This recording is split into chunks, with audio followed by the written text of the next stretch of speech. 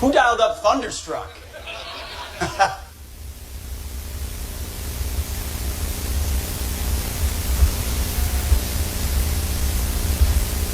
Have become SOP.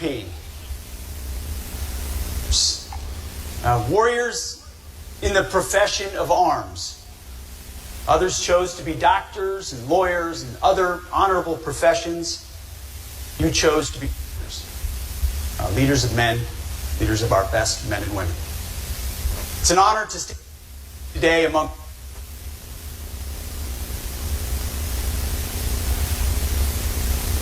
as well. Thank you for being here, sir. This is your district also.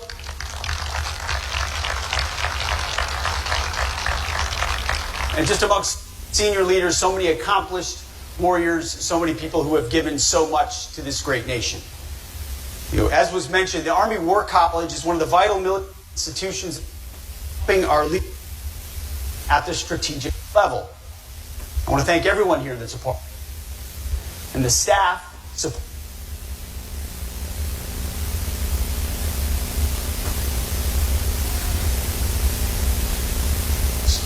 Carlisle without all of you are soon looking out to your next assignments. Congratulations. I'm here today to mark the first and share what we have accomplished so far at Trump called me to take this job. He told me two things. The first was, Pete, you're going to have to be tough as shit. Boy, he was not kidding on that one. This job requires a steel spine, and that's fine. We're doing the work of the American people and the American warfighter. But second, the president said to me, I want you to restore the warrior ethos of our military. Full stop. And so that is exactly what I have set about to do all 100 days. Fighting for you is the privilege of a lifetime, a deployment of a lifetime. And from day one, and each 100 of those days, our overriding objectives have been clear. Restoring the warrior ethos, rebuilding our military, and reestablishing deterrence. Restoring the warrior ethos is the most fundamental of those three. Everything starts and ends with warriors in training and on the battlefield. We are leaving wokeness and weakness behind and refocusing on lethality, meritocracy, accountability, standards, and readiness. One of the early actions we did was to commission a review of military standards, training standards, physical standards, gender-neutral standards for combat roles. To be the world's most lethal and effective fighting force, you have to set and maintain high standards for our men and women in uniform. High, equal, and unwavering. To be lethal, you have to trust that the warrior alongside you in battle, or the troops fighting in the unit that many of you will lead, are capable, truly physically capable of doing what is necessary under fire. They need to be fit, not fat. Sharp, not shabby. Especially our leaders. And that's why we're reviewing how the department has maintained standards in the past 4 years, and whether those standards have dropped, formally or informally. We're also welcoming back former service members who were wrongly forced to leave the military. More than 8,700 service members were involuntarily separated for not taking an experimental COVID-19 vaccine. Others were more informally pushed out or decided to get out. We are welcoming actively back those warriors of conscience. And we've sent letters out. We're seeking them out. We want them back. They never should have been forced to come back quickly. Our Personnel and Readiness Department is working in real time to make that process more and more efficient, more and more direct every single day. And as we welcome those warriors back, we've said goodbye to the harmful effects, culture, and inclusion programs. We're AI content, eliminating quotas, and promotions are based on performance, not immutable characteristics. DE at DOD. Based individual initiative, excellence, and hard work. We're also working hard to protect command climate. We're going to be reviewing IG and EO processes that too often are weaponized against commanders in formations. I can't tell you how many men and women I hear from about to take battalion or brigade leadership or wing leadership, you name it, who feel like they're walking eggshells because were put in place that undermine a commander's ability to lead. We are reviewing that all. We're also optimizing the civilian workforce, ensuring that we have the right employees in the right roles at the right time to support our warfighters. We're doing this by volunteer possible through offering like voluntary initiative. We're doing this by volunteer possible through offering like voluntary initiatives. So, low productivity telework and remote work culture. Teams work best when they work together in person. Butts in seats, not on Zoom. We're making accountability and high performance the watchwords for the department. At all levels, we expect employees to deliver results and respond to leadership needs. Their incentives and their performance plans, we believe, quickly and in real time will reflect that. It's a lot of change, very quickly. Now, as you may have noticed, the media likes to call it chaos. We call it overdue. How are the men and women responding to this call? Well, I can tell you personally, it's going better than we could have ever expected. This department, and you know it, across the Joint Force, is filled with patriots who want nothing more than to be laser focused on serving their country. And that's why retention is rebounding as well, big time, in real time. But one of the clearest metrics so far is actually coming from outside the military. The enthusiasm of young Americans in particular is off the charts. You know firsthand how challenging it has been to recruit in recent years. Faced a legitimate recruiting crisis where we couldn't recruit enough men and women to enter the military, so we lowered the amount required and still didn't meet the amount of people required in recruitment. That's over. Last few months, the Army has had its best recruiting numbers since 2010. The Navy is on track to have its best recruiting year since 2002. It's recruiting born.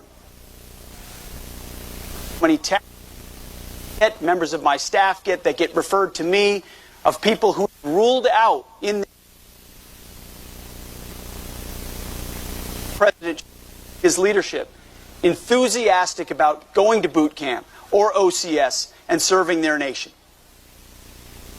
The other branches are on track to well exceed their targets as well. It is a recruiting renaissance in America of America's best and brightest.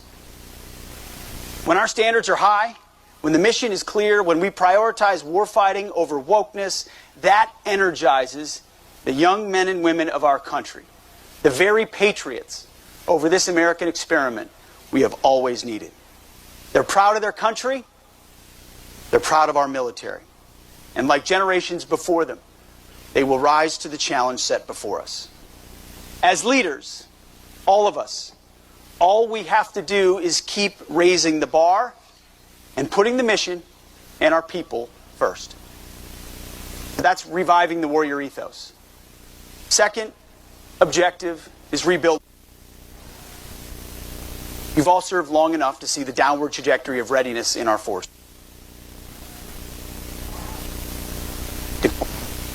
And that well underway just 100 days in. He has declared and delivered on building our military. 80s. Our goal is to put the best systems in the hands of warfighters to ensure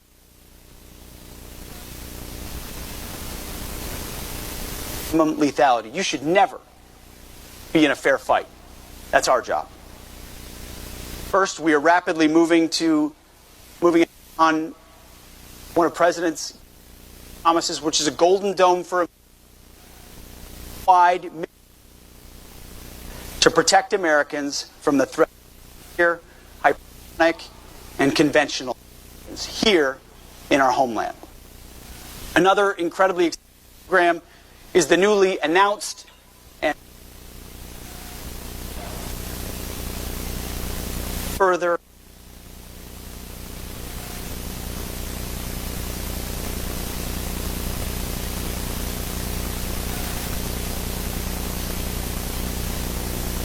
who benefit from the projection of power. Now, allies, we're not going anywhere. And to our enemies, able to project power around the globe for decades to come. These investments are not just in Golden Dome and F-47. Historic investments in the border, hypersonics, in long-range drones, in shipbuilding, in modernization, you name it.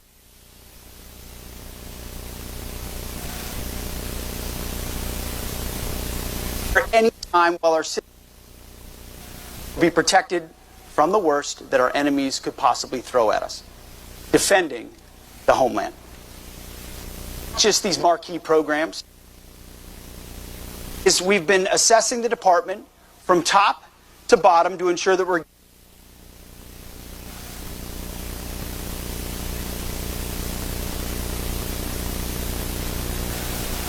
sounds wonky, but it's very important. Forcing the software acquisition pathway as our preferred model. And when we need it. And just this week,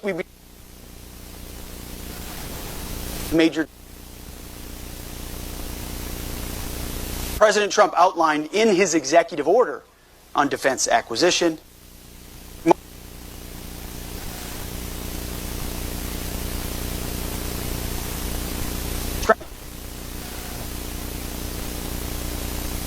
the last 4 years. Munitions war room and expand critical mineral production, including rare earth elements, heavy rare earth elements, light rare earth elements, all the things we need that need to be made at home or by our allies and partners. And President Trump has created a building. Not at the department, but in the White House to restore our maritime industrial base. Military more efficient. Meeting the warfighter's needs in the most cost-effective manner and reallocating savings to our most mission-critical areas. That's why we went through an exercise of finding 8% reductions across services. Of course, the media ran with it and called them cuts. No, this is how you plan and prioritize, is you look where you can do more with less, and you shift out old priorities and move in new. Maximum efficiency, focusing on what you need now and in the future.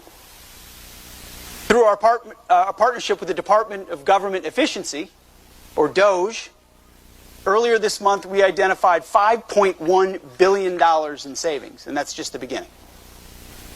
We're ending contracts for business process consulting, enterprise cloud IT services, and duplicative IT services. Massive contracts that no one ever looks at, where people push a lot of paper and make a lot of PowerPoints and give a lot of consulting fighters. See, we can use that money for better health and mission-critical programs, from process to people, from consultants to corporals. The bottom line is force for the challenge. We're prioritizing what works and cutting what does not. And yes, as the President announced from the Oval Office,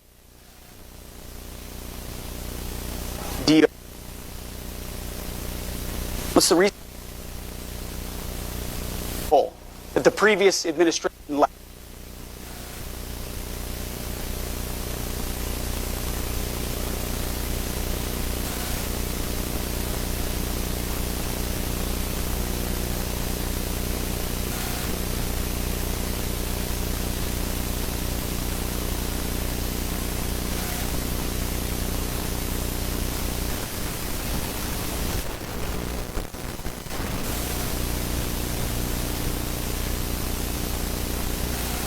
COCOM commanders at the tip of the spear to understand and delivering it.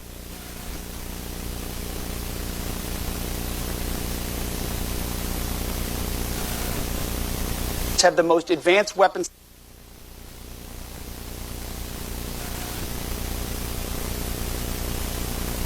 Point. Which leads to our third, reestablishing deterrence.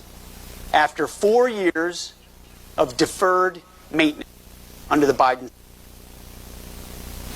Most importantly, and you saw it from Joint Chiefs, Raisin Cane, our borders first. After decades of securing other people's borders in far-off places, ours. After a reckless invasion of over 20 million people, and we have no idea the end. They urged posture, update our military plan at DoD to protect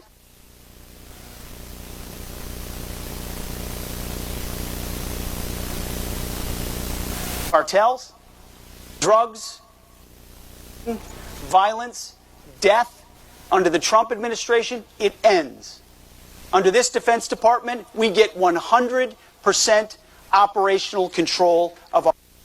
We started one, we'll continue through.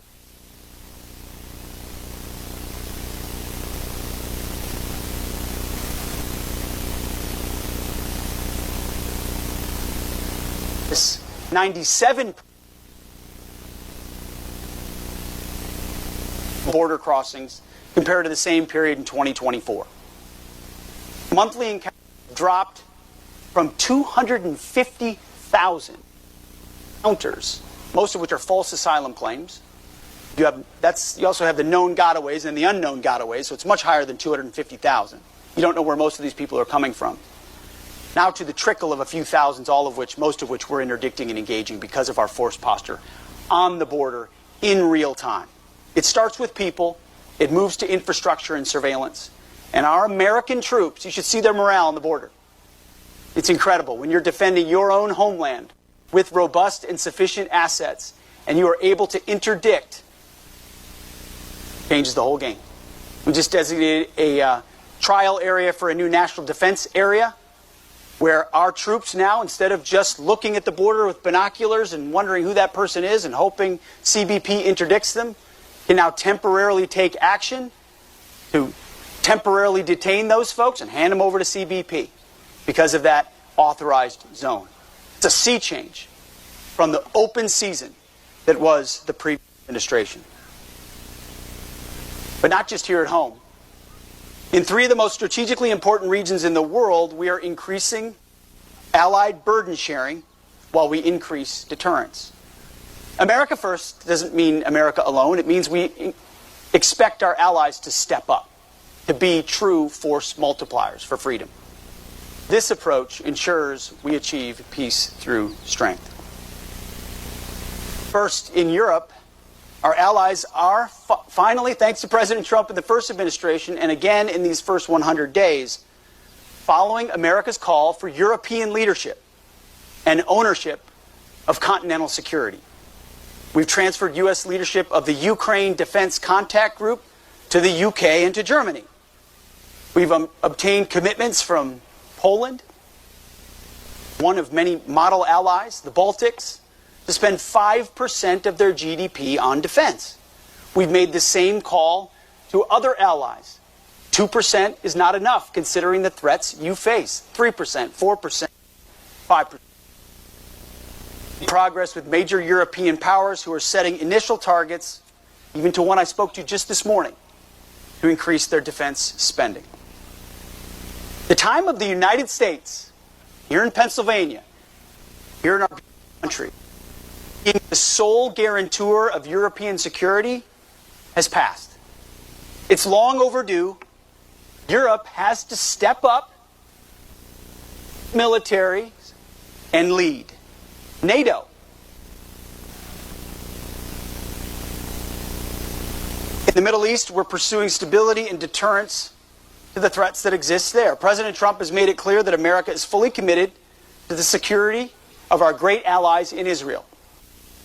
Just days after his inauguration, the DOD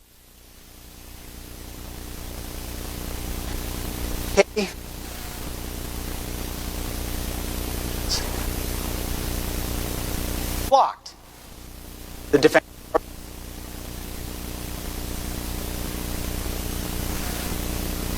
Israel's self-reliance and pursue President Trump's goal of a strength. In Yemen, the Defense Department is executing lethal operations against Houthi terrorists. Our forces have struck hundreds of targets and decimated Houthi leadership, substantially reducing their capabilities and the threat to U.S. ships in the Red Sea and across and through the BAM. We have demonstrated America's commitment to defending our interests and restoring freedom of navigation, which we will do and are doing. This is a clear, limited mission executed with ruthlessness. Full stop. We will run our ships through that BAM.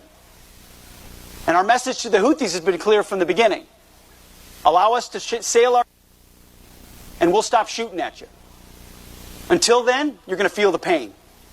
And I'll tell you, the Houthis are feeling the pain. We have demonstrated any aggression against Americans will be met with decisive action, unlike what that region saw under the Biden administration. But this is not nation building. This is not land wars. This is not endless wars. This is not regime change. This is clear-eyed American national interests, decisively and overwhelmingly. Third, and most importantly, we are deterring communist China in the Indo-Pacific and around the world. To deliver peace in this region, we're delivering a more forward regional force posture. We're supporting allies and partners. Allies and partners are our force multipliers as they strengthen their own capabilities, including in Taiwan. We're also connecting U.S. allies and partners to and more resilient. And there will be a lot more of it.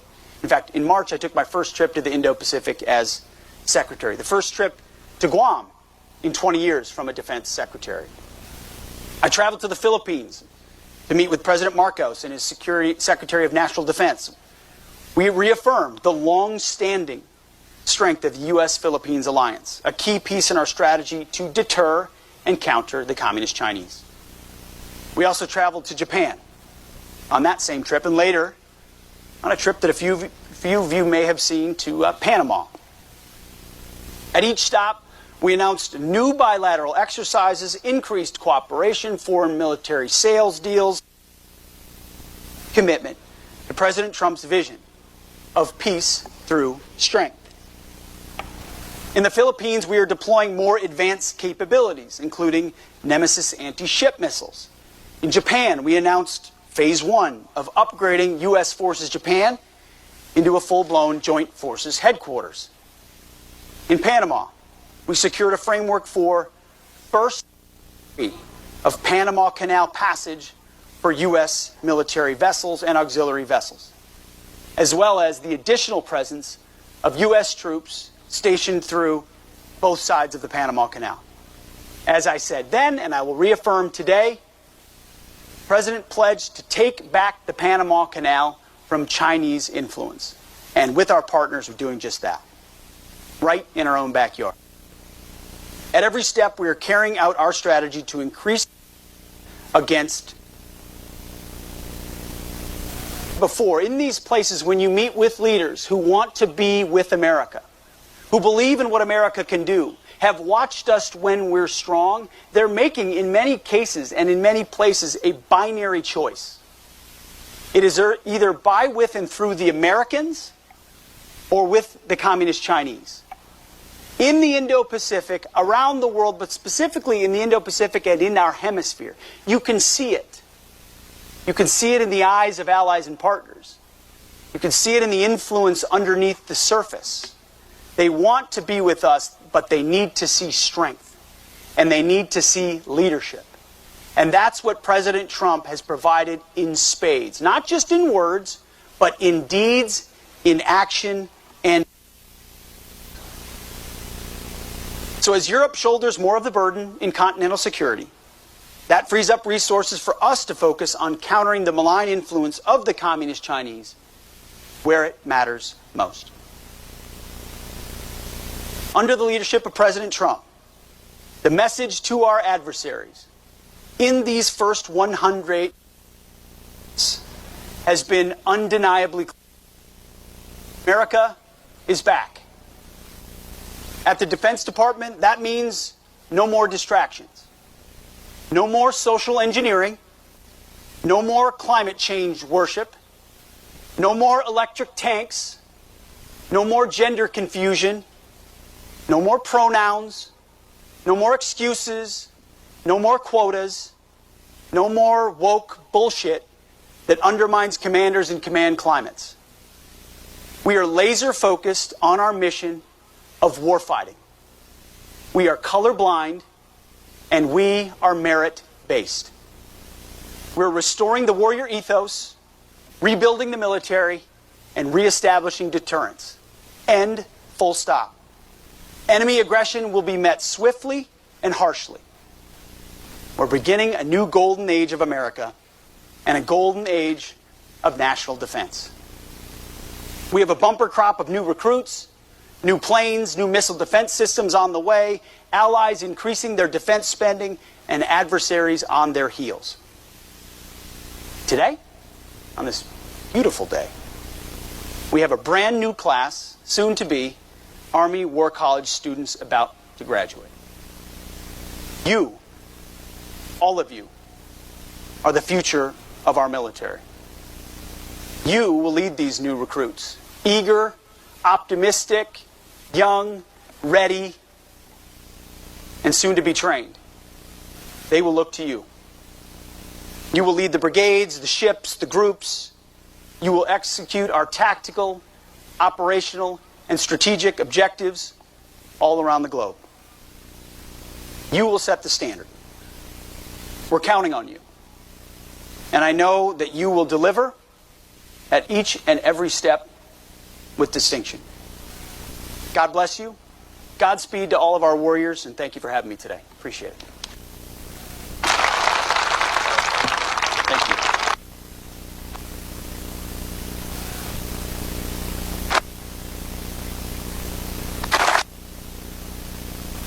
Secretary Hegseth, this morning for community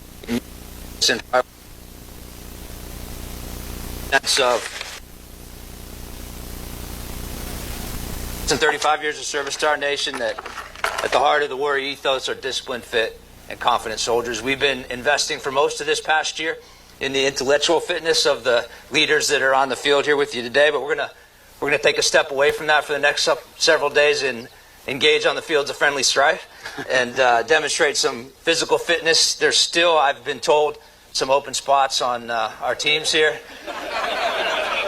What softball, teams? soccer, functional fitness, running, pickleball, shooter's choice, sir. But I got a good lefty swing. I'll maybe join the softball team. well, then you'll be in uniform with this, sir. We want to present that to you, and thank you for your time. Well, I appreciate it. Very good. Thank you very much. Thanks, sir. Appreciate you, sir. Thank you. Thank you all. Appreciate it.